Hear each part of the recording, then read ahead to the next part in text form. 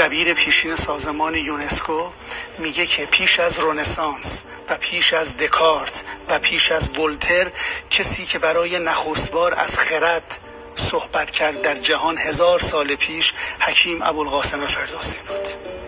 ناگافوجی خاورشناس ژاپنی چه نکته‌ای رو میگه موقعی که رستم و سهراب به ژاپنی ترجمه شد مصادف شد با جنگ چین و ژاپن و مادران ژاپنی وقتی که بچه‌هاشون رو روانه میدان جنگ می‌کردن از اون صحنه تهمینه و سهراب که داشت سهراب رو به جنگ می‌فرستاد الهام گرفته بودن. آکاجیرو چقدر جمله قشنگی میگه دولت مردی رو، دادگری رو و خردورزی رو باید از ایرانی‌ها یاد گرفت. ویکتور هوگو رو بزرگتر داریم ازش. در کتاب ارزشمندش به نام افسانه قرون شعر میگه برای فردوسی و میگه من شیفته‌وار منتظر اینم که اون رو در خواب ببینم. الکساندر پوشکین نام برادرش رو فردوسی میذاره.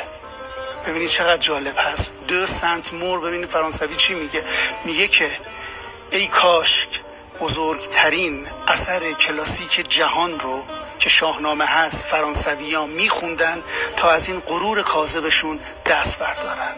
دولامارتین میگه چی؟ میگه شاهنامه حکیم ابوالقاسم فردوسی بزرگترین گالریست که در جهان وجود دارد.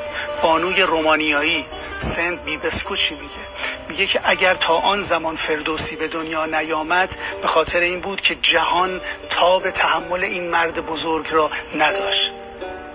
چمپیون چی میگه که ای فردوسی به من یک توانایی بده تا از استعداد تو استفاده کنم، از توانایی تو استفاده کنم، از شگفتی های تو استفاده کنم و دنیای بیروح غرب رو زنده بکنم باهاش.